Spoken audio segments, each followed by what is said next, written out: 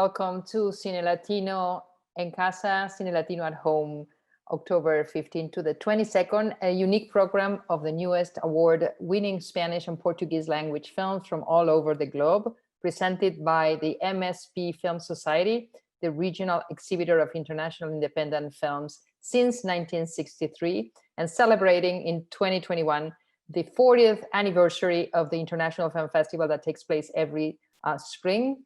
They also have year-round programming, and it's one of the foremost important arts organization in the area. We know you will enjoy the show, available virtually this year through mspfilm.org, and hope you can spread the word.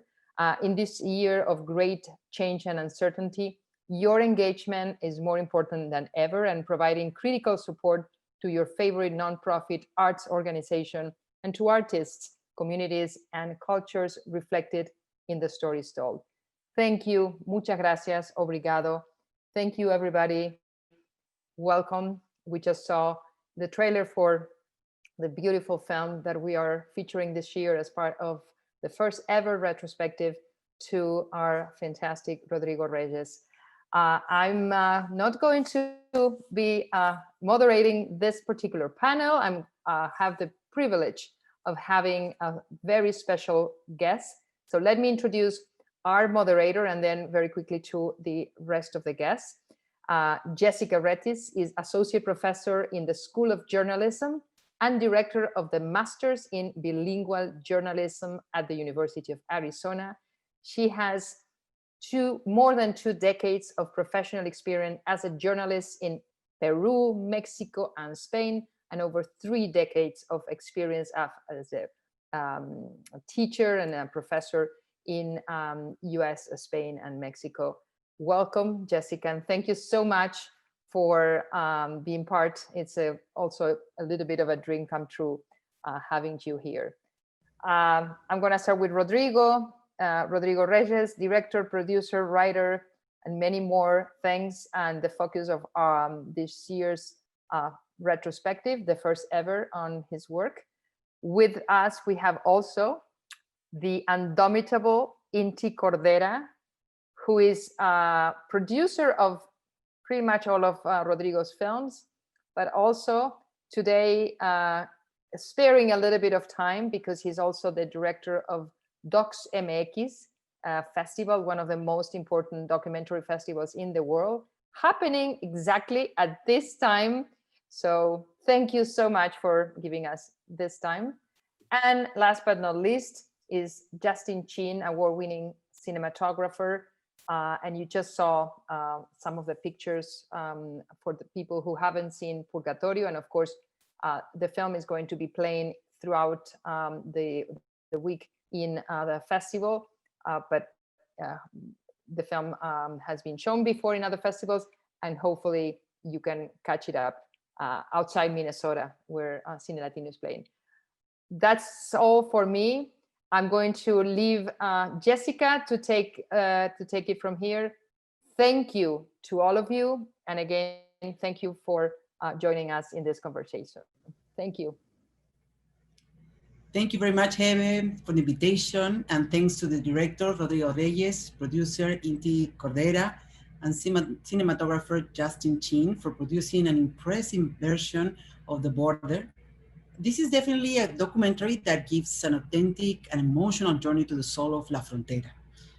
For me, it's particularly touching living in Tucson, where I'm here right now, just an hour away from the border, La Frontera, right? And I would like to start just a game, let's say a game, right? And I would like to start you asking, because this is how I start my classes as well. I always ask my students, how was your week today? Give me one word, right? In this case, I'm gonna ask you, how would you define the border, La Frontera, with one word, and why?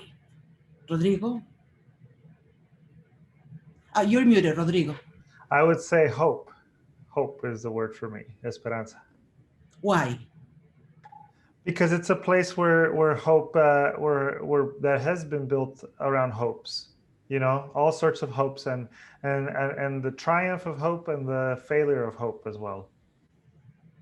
Inti? You're muted, Inti. Sorry, trust, Why? because now I'm thinking we must trust borders not as a limit, but as a possibility of exchange and sharing. Hmm, interesting. Justin.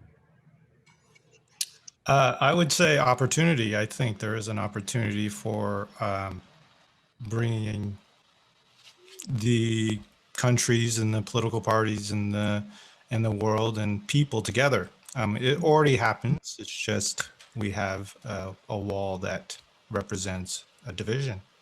Hmm. So I'm going to move this to your sources, right? You have been talking to so many people. I guess there's some people that couldn't make it to the documentary, as always happens, right? So you have talked with many people around the border in this and other side. And what do you think is the main idea of these people?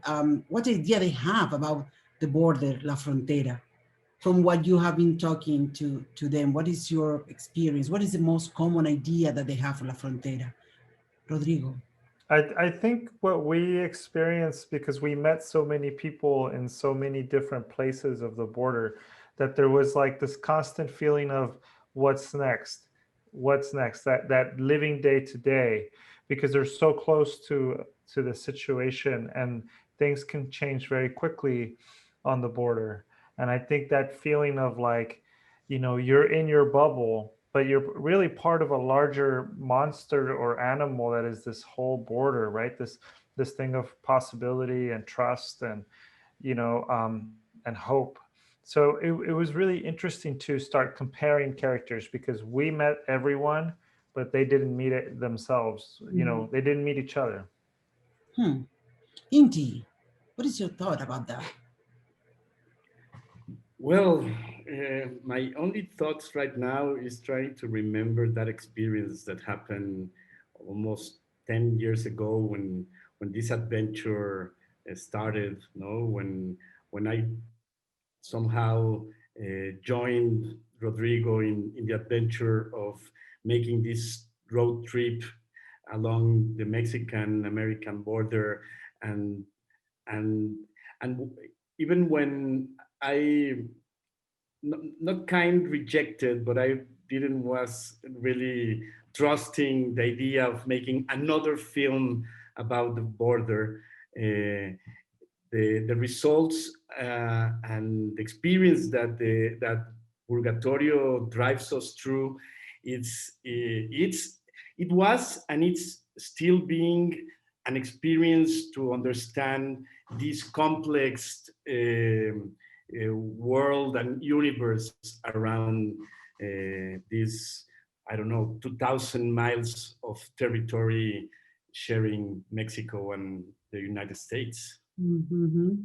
Justin, in your case, I'm going to ask you also to remember what happened, right? 7, 8 years ago, almost 10, right? When you were walking around Tijuana, Nogales, you name it, right? And what do you think was the main idea that you find in all the sources that you were talking to?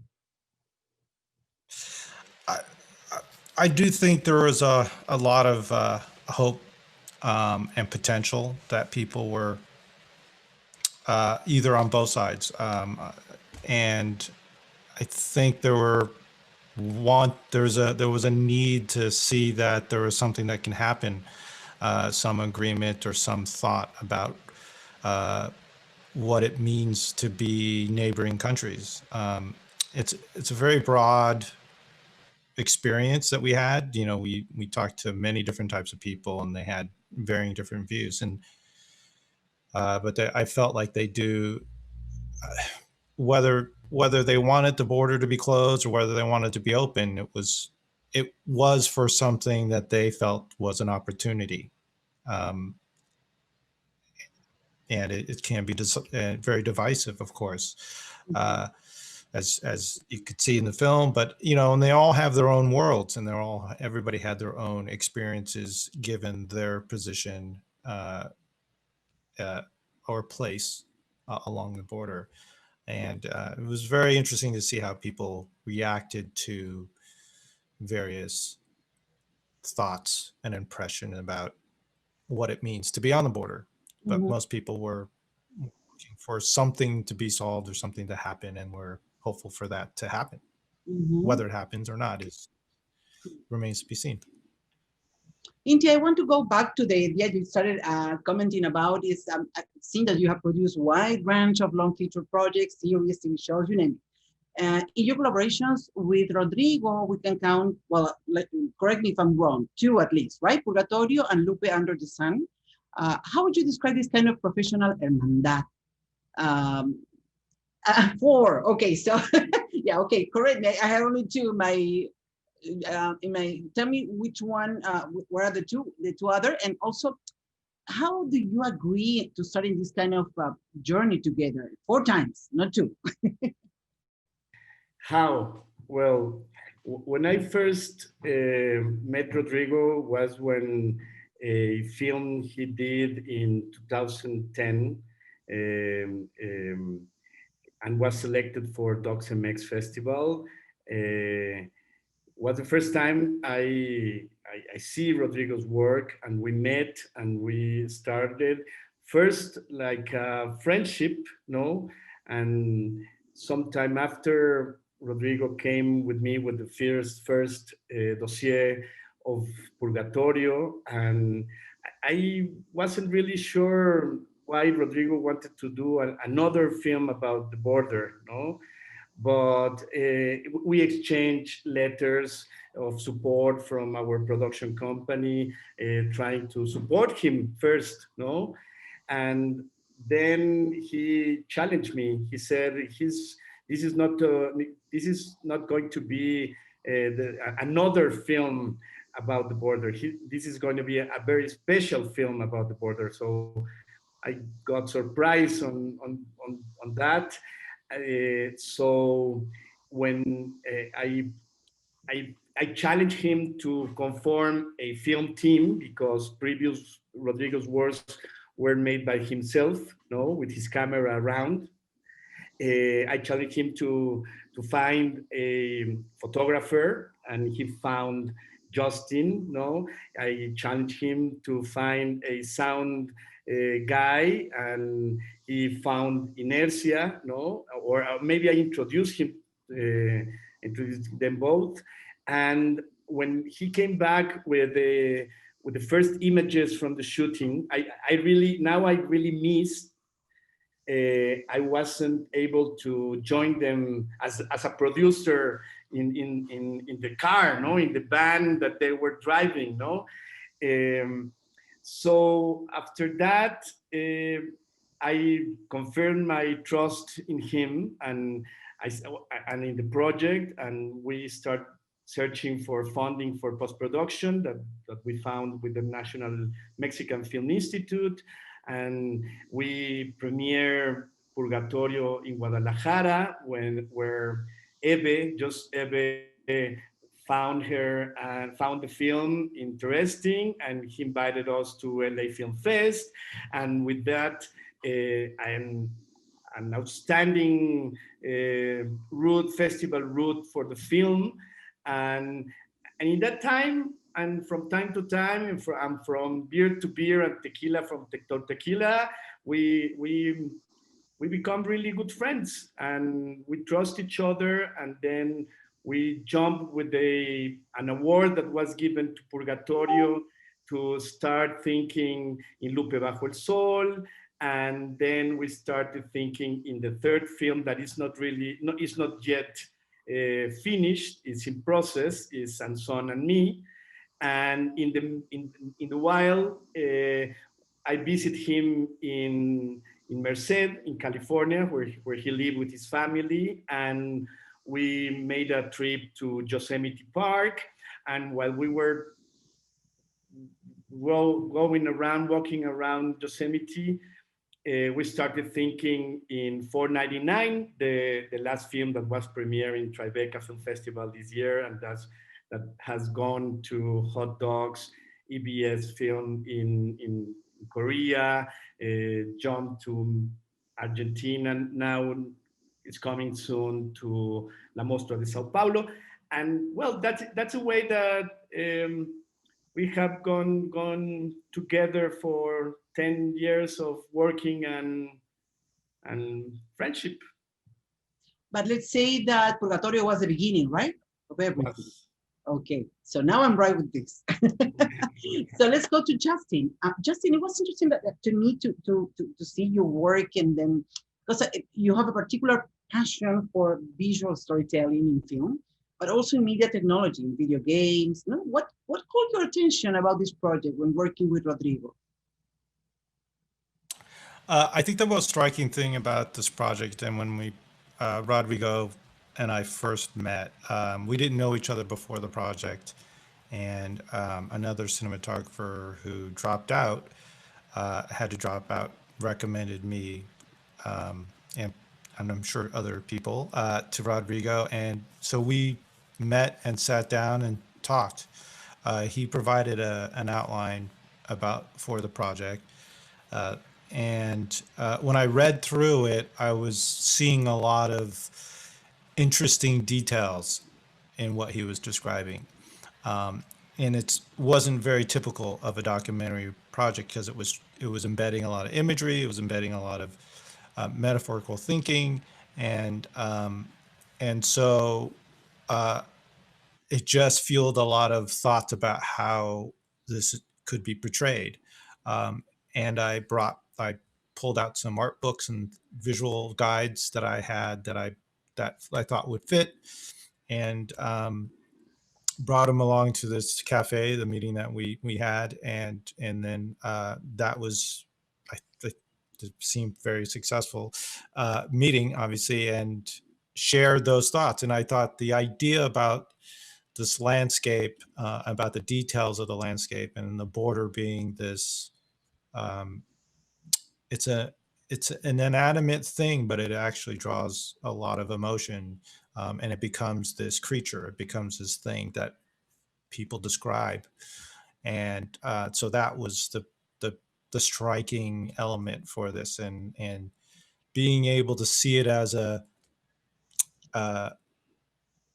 creature, or this kind of thing that is snaking across the landscape, and being able to pick out all these details, and being a very meditative film with its imagery, and was really exciting to me, to be able to just take a shot and sit there, and Rodrigo and I would just point the camera, frame it right where we want it with all the necessary details, and then we would count to 20. And normally you don't do that. Normally you don't count to 20. You usually just say, okay, you got it. But we were sitting in with that moment as well. We were taking in the moment. And that was really powerful. And it was, so from beginning to end, being able to conceive and to share ideas about how it should be shot, and then as well as to execute on that. I think we successfully made that connection and thread. Mm-hmm. So one thought that I had, and I think is the same for the people that are attending this Q&A, because we usually go and to watch documentaries, etc. That this documentary is so different because you don't talk to experts, you don't tell the name of the places you visit, you don't mention the name of the people you interview. So it had me guessing sometimes, oh, this must be Tijuana. Oh, this must be, oh, I think I recognize it, right? So, and then when I listen to some men and women, you made me play with your documentary. Was that intention? What was your main objective by doing this, Rodrigo? Well, first, I just want to say thank you to Inti and Justin for sharing our stories of how we met and how our collaborations began. I think Inti's really absolutely right, because he pushed me, and he really pushed me in the best way I knew that when I came back from the production, the first production, I had to show Inti something, and I had to prove to him that the movie was good. But that was so great because I had gotten a lot of no's, but Inti said yes, but prove it. And I think that's what I needed. And he also pushed me to work with a cinematographer, to work with a different level of language. And when I showed up to meet Justin, he impressed me, not because he brought a lot of books, but because the books had a lot of thought in them, about how to talk about the border. And one thing that I understood is that we are not making a journalistic movie. We cannot beat the journalists. The journalists are our friends, they're our helpers, but they do different things. They do things that can move a lot faster. We were going to take our time, like Justin was saying. And so that's why we erased all the information. And if you know the border, you're going to try to pick the places, and that's really cool. But it's also great that it all kind of flows in one space. And that, because if I were to say, okay, this scene is Ciudad Juarez, people know about Ciudad Juarez because of what they hear in the news, and they're going to associate something. So we wanted to erase that and just force people to think about this issue. We thought that the border was in crisis at that time, and it was, but we never imagined that it would get so much worse. Like the humanitarian side, especially, it has gotten a lot worse in 10 years. So we wanted people to just kind of reset because we felt the conversation was too hot, too hot already. Yeah. So let's go back to the what we saw on the screen, right? So how would you explain the metaphor of the purgatory? How did you decide to use the title of the? It's very interesting how you name it, right? And how you start with the title, or maybe start with the movie and put the title in this particular narrative, because it's very different. So I would like to have some explanation about the metaphoric thinking, right? I think it goes back to what Inti was saying about why another border movie. Well, what is there, like, what's the deeper truth about this place? And it is very much like the purgatory in the Divine Comedy, where it's like a mountain and people are trying to climb and get to heaven. But what side is heaven, in the movie? Is it Mexico? Is it the US? And is the border a place where we pay for our sins as countries, right? Because that's what purgatory is. So as you watch the film, I think like that idea, that metaphor changes with different reflections that come up in the movie, different reflections of this is what human beings have built. And purgatory is the place that is made to reflect what we did in our lives. So it reflects our choices. And I think the border's a place that reflects that of our countries, It shows the best and the worst of both sides. And why did you decide to use voiceover? It was interesting to start. For me, the sense was like, I was in your brain. I'm following him. I'm with him, right? He's thinking. Am I thinking? Is he thinking? Are we thinking? Yeah, that's the hope, right? That you get to have this conversation with me, and that I also have a relationship with the border, right? Because I'm bicultural, binational, born in Mexico, living in California. So it's like, to me, I needed to kind of like speak to this place, and I knew that that could help you when you're watching the film. We're traveling together in this line. And I read some of the interviews that are published out there, and one idea that kept me thinking is that you answer, I don't remember which one of the interviews, that you wanted to feel instead of understand. You wanted to feel the border. What is that you wanted to? I guess it's related to your emotions, right? But why do you have that perception, and what's drive you to do this? Because I was tired of how politicized this idea was. It's just so politicized, and everybody's explaining to us the border is this, the border is that. I wanted people to feel it for themselves, to feel like they watched the movie and they visited this place on their own. And we worked really hard on that with the cinematography and with Inti on building the story of like, how do we create a journey, not an explanation? We're so tired of that. I mean, it's just like people are telling us what to think all the time. Why not share it? Why not just share an experience? Because that's where cinema, I think, really becomes magic. Hmm. I'm interested in these particular quotes. There are so many, but I chose these ones, and I will ask the three of you, or maybe we can do. I have three quotes, and maybe I can ask each one of you to give me your reflection about this, right? Because it really get me thinking. So one is corruption is a key word that is used to explain this chaos, but it's a small and weak, can grasp the situation. There are no words that can adequately explain the border. There is something bigger prowling at the street, and its name is not corruption. It's simply selfish and merciless power. Oh my God, what a quote. Rodrigo. I mean, this is an idea that I've been developing a lot, I guess. And now with the new projects that I'm making with Inti with 499, that idea of power has continued. But I think like we always say corruption, corruption, but it isn't just corruption. It isn't like there's like one thing that we can take out and clean everything up. There's a problem with the worldview. There's a problem of there's good people and bad people. There's dogs and then there's humans. You know, there's this side and that side. There's a deeper problem that's not corruption. It's something about cruelty and who is stronger that really shows up in a border.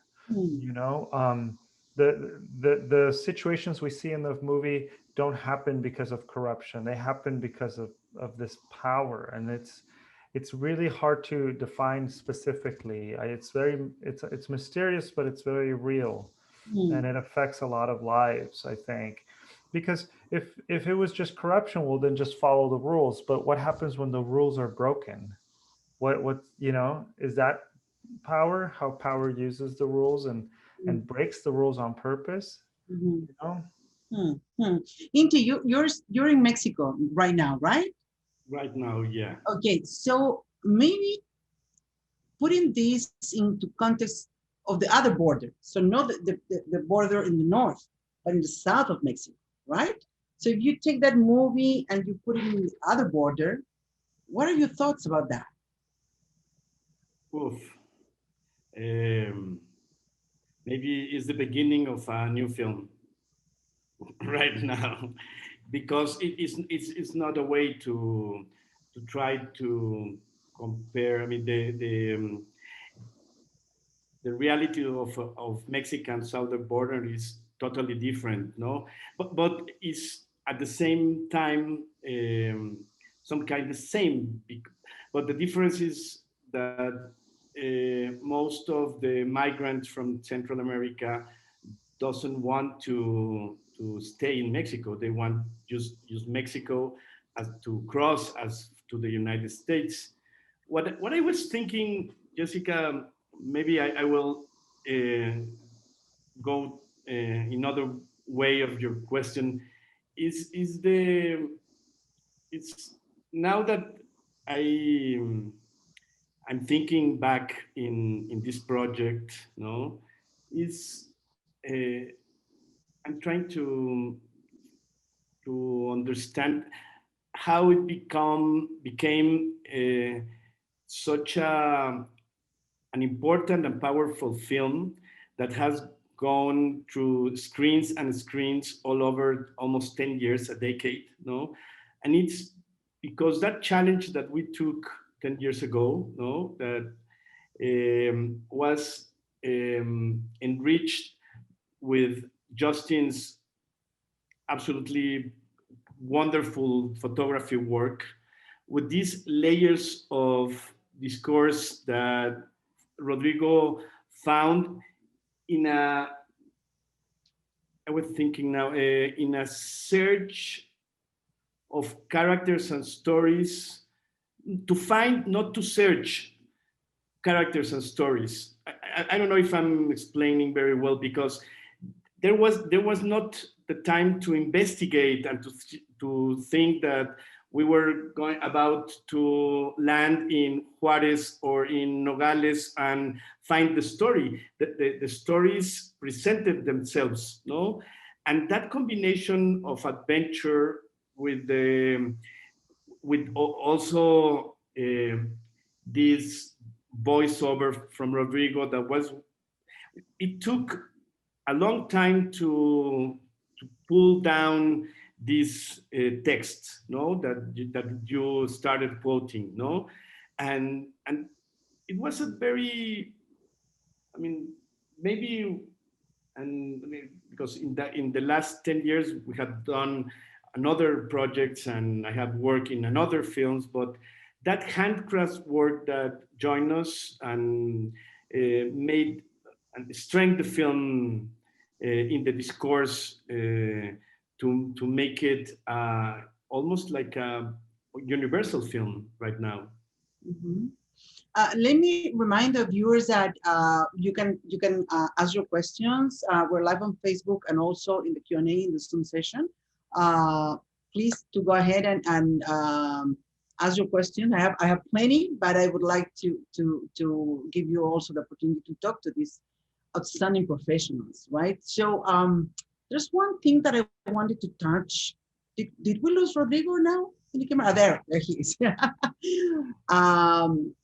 This idea of religion and God, right? The presence of spirituality.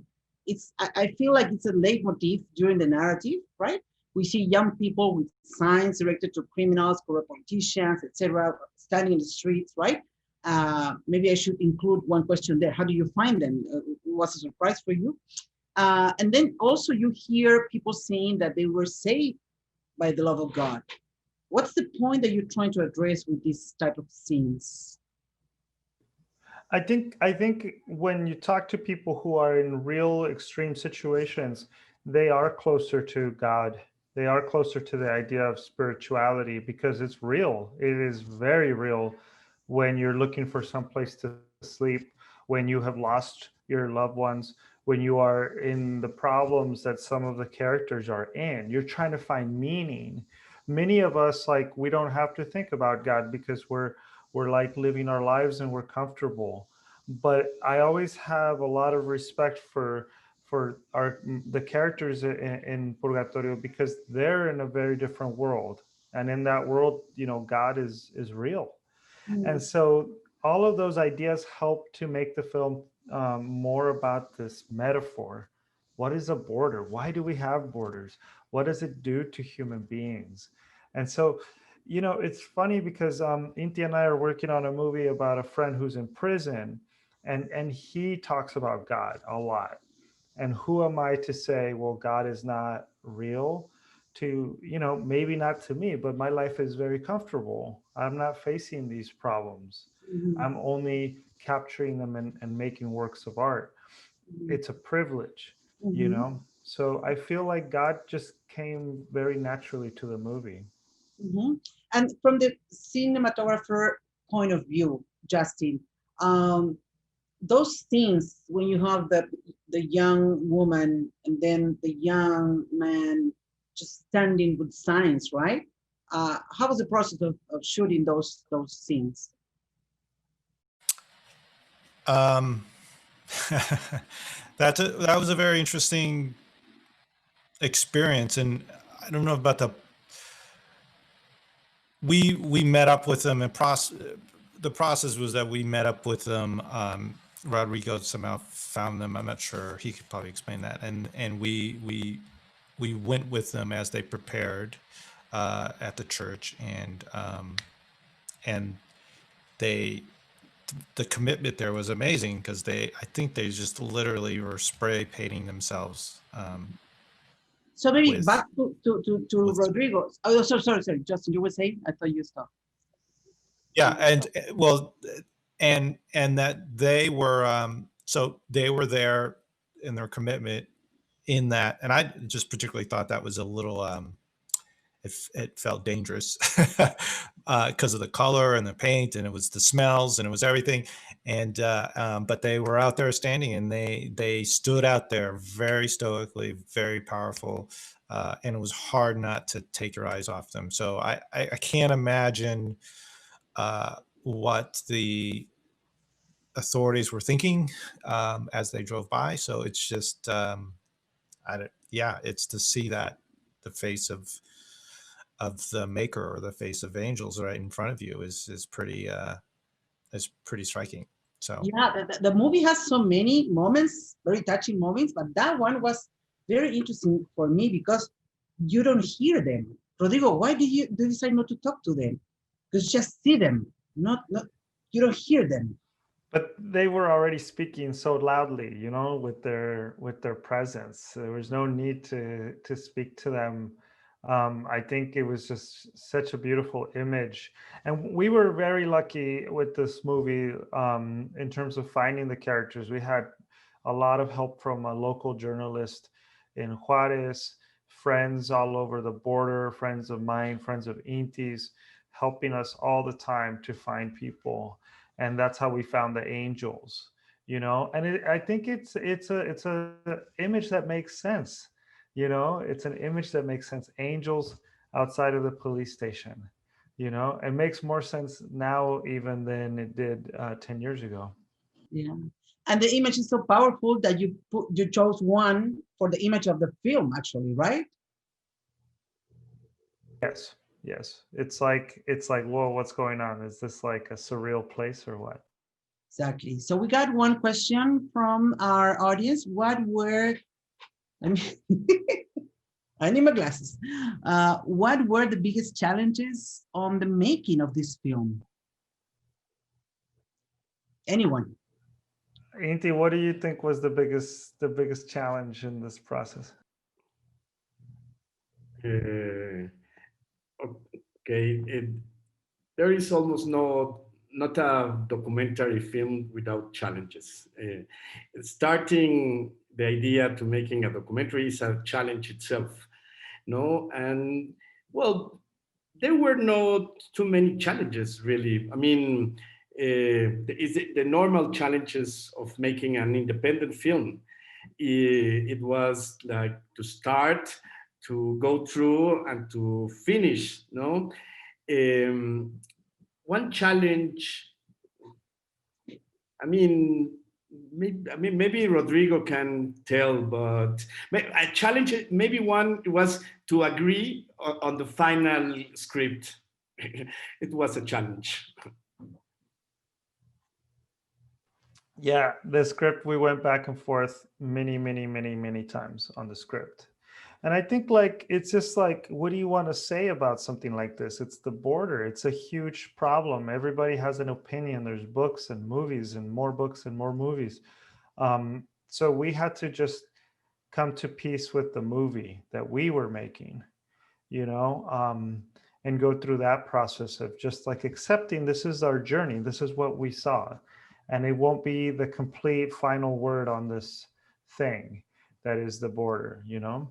And I think the movie is very open to interpretation, and there's a lot of stories that leave you thinking, what happened to this person? What happened after? And I love that about the movie, that it isn't so like, it's not like an answer, here you go, this is the answer, you know?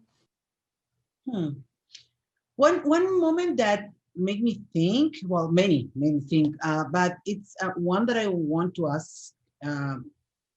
This particular scene when you're flying over the border, and you mentioned that you have crossed the border so many times, and you made me realize that I have the same feeling when I'm crossing the border. And the thought was, why is it so easy for some and so difficult for others?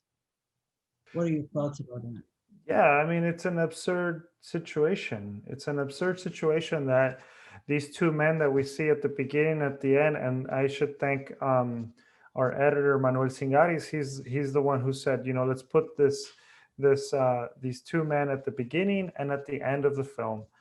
and it makes you think those things, and it becomes very clear that there's no good reason why it should be so hard for another person that isn't me or you or someone with a passport to cross. There's no reason at the human level. That I'm not talking about politics. I'm just saying that at a very basic human level, it's absurd, that this person has to climb the wall. And it's also crazy that they can climb the wall, because human beings, we fight for what we want. We fight really hard, So I think like that thought was always in my mind, of our privileges going back and forth on the border. But that's why we can make movies, right? Because we have that opportunity to enter one space and another, and then come back with a movie. We have another question from the audience. Glasses again. How did you approach filming and talking to the Minuteman, trying to hide the trails, knowing that the film you were making would criticize his actions? I mean, I remember a screening that we did of the movie, and I'll answer it from the audience perspective. From our perspective in the shoot, I'll get to that at the end of the question, but I remember Inti set up a screening in Coyoacán in Mexico City, in this beautiful plaza. And, we were watching the movie outdoors on a nice, big screen outdoors before, the pandemic, obviously. And it was a wonderful screening. There was a lot of people. And then, the Minuteman came out, his scene started, and you could hear people making comments, making comments about how much they hated this guy. You could hear it. I think someone even like whistled or hissed, you could just feel the tension.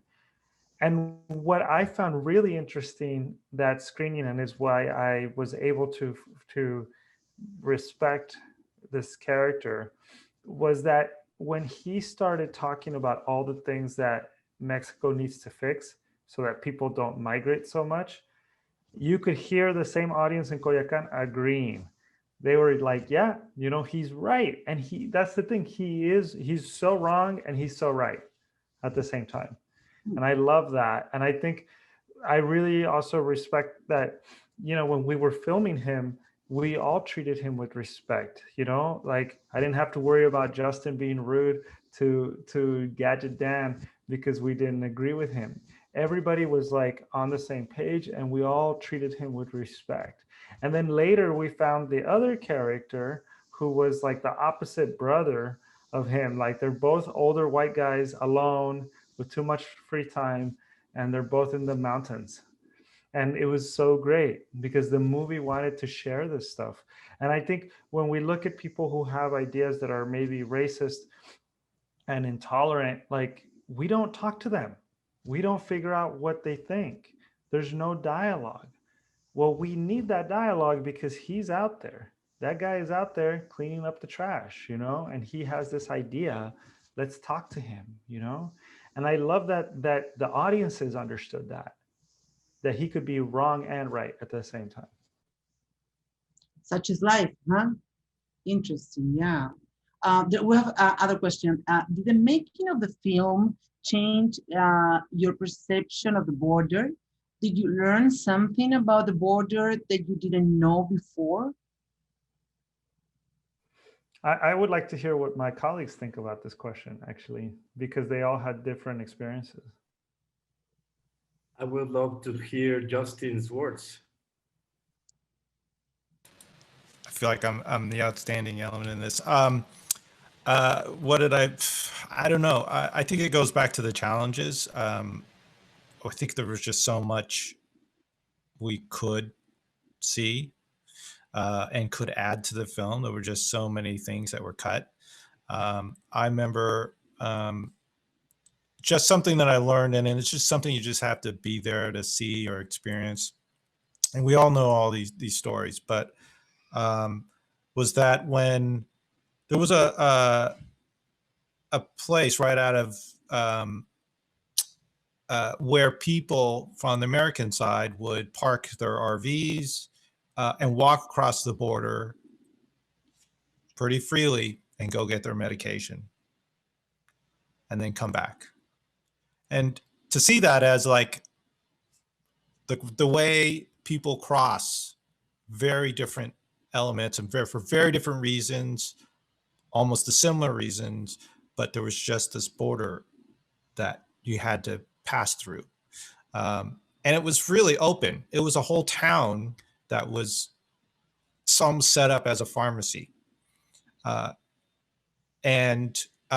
that, to me, that was very striking, because at one side in like Tijuana or you would see people, long lines going into America one way, and then you see long lines going into Mexico the other way, for very different reasons. And it was just kind of an eye opener as what does that mean, and why, what are the values and what's separating us? And it just visually a contrast. It was completely very different. So I don't know what it's hard to take something and learn anything from that, but that's just something that there's something wrong there, or there's something very interesting in what we hold as important. And I think that goes to corruption, it goes to politicizing elements and differences. So we only have some few minutes before we end, which is a pity, because I would love to talk to you like forever, but we have some time limit here. I have a couple of things that I really, really want to ask you. And it's about certain moments of the movie, right? Can you please explain? Maybe this is a spoiler momentum for the viewers. I hope that all the viewers already seen the documentary. But I would like to ask you, and maybe you can tell me, well, there's no anything to explain here, but I just wanted to hear you, right? What were you trying to symbolize in these specific scenes, right? The kid shows the green airplane.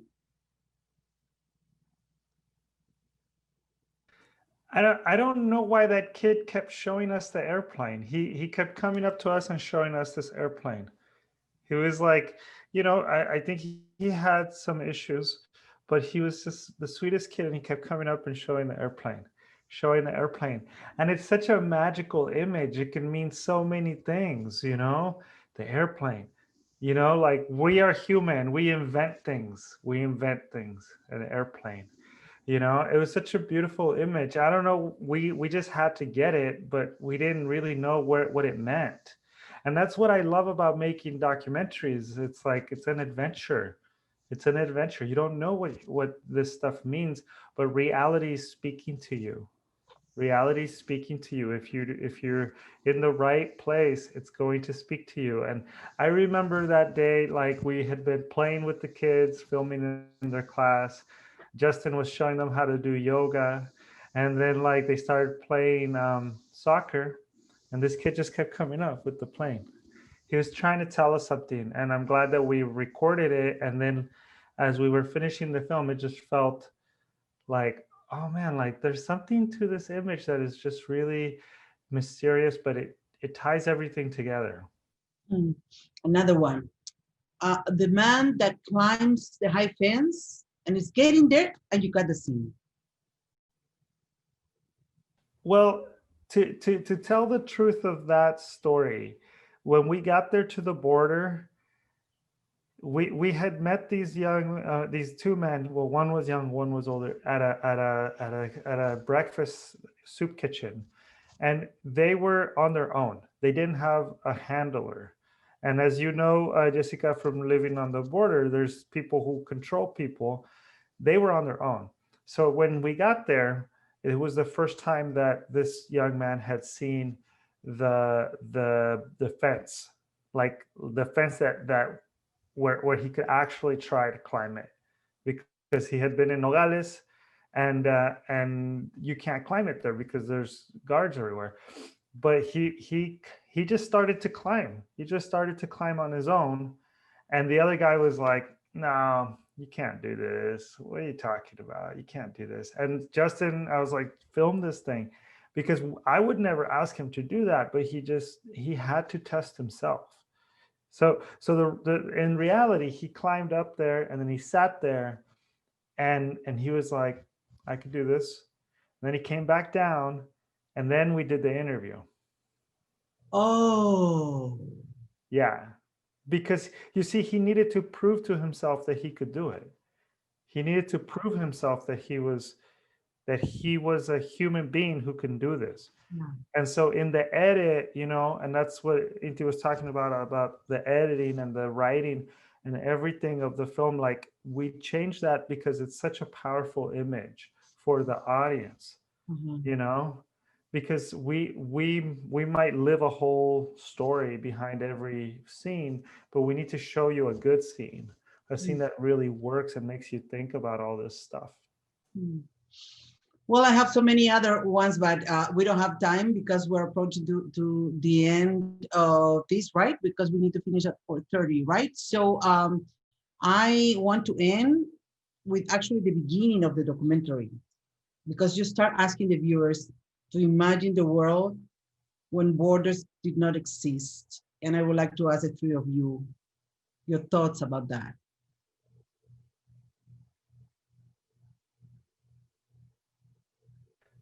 Who would you like to go first, Inti? Well, I mean, I think, especially now after this situation we are all going through, it's a thought that retakes importance. No, let's imagine a world without borders, without frontiers. No, because this virus has no borders, has no frontiers, and this confinement that we have been going through for almost a year, may let us think that it's a possibility, no? And why not? That this is a thought I woke up every day. Why not? Yeah. Justin? Yeah, it's a challenge. I think we have to. Yeah, I don't know. The cynic in me says that there always will be a border, but I think there's the pandemic has showed us that we actually had to create our own borders, our own protection, and borders don't mean protection, but they're just this arbitrary line. But in that seclusion and the lockdown, we may have learned, especially in America, perhaps, that we may have learned that there are different ways in which that border means nothing. And we were able to, and hopefully people were able to communicate with everybody in the outside world in a different manner. And that is actually a pretty valuable thing, rather than just assuming that borders will protect you. That perhaps there are other ways to be protected and the other ways to connect with people. And the connection has nothing to do with whether there's a line drawn in the sand, and that there's some more meaning to other ways of protecting ourselves. And that's what people think borders are doing. I mean, when it comes down to it. So yeah, I mean, it's a challenging question. I don't know if it'll ever happen, but hopefully more freedom into passing between countries. But I believe we're gonna be a long way away from that, at least at this moment. Yeah, I agree with both Inti and Justin, and I think like you know, we're in this place now where we realize that so many things that we did that separated us were pointless. We could have been connecting more, you know, like the virtual space, for instance. I went to a wedding on Zoom the other day and I was like, man, this is wonderful. Instead of missing somebody's wedding for whatever reason, I can see it and I can dress up in my living room and make a connection. And I think we need to have that awareness and also understand that we create these things. These things don't exist on their own. We create borders. Borders are human made, and they have to have a real purpose. We can't just allow them to become this brutal, painful place that we have right now, separating us between, you know, Mexico and the US, or Mexico and Central America. We allow them to kind of have their own life, as if it's like something that is out of our hands. Humans are the only creatures that build borders. You know, everyone else knows how to coexist in a different way. So we should question that. We should question that and think like maybe like children a little bit, because children sometimes are the wisest. You know, that's why we wanted to start the film like a fairy tale, you know, to try to reset our minds and think about it in a different way. It's a beautiful way and a beautiful thought to end our Q&A. It was a really honor, Justin, Inti, Rodrigo, to talk to you about this. I wanted to talk to you yesterday when I was watching the movie. Oh my gosh, I have so many questions. I hope our audience enjoyed the discussion, and then this is it for now. And then, well, we have so many other opportunities during the festival to keep watching so many other movies. I don't know if you want to add something else so we can end the discussion.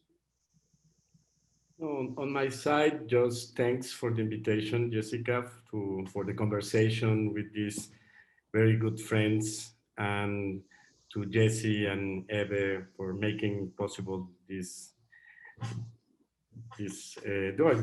festival, of course, and this meeting with us, and remembering so many things from that first adventure with Rodrigo and with Justin. Thank you, Justin. Thank you, Rodrigo. Thank you. Thank you. I appreciate all of you. I hope we can meet again soon. And Jessica, I hope we can one day visit you in Tucson. Yeah, please come and visit.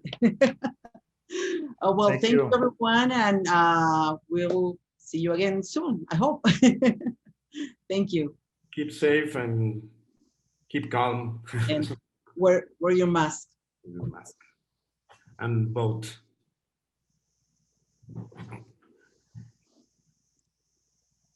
And creo que ya nos cortaron.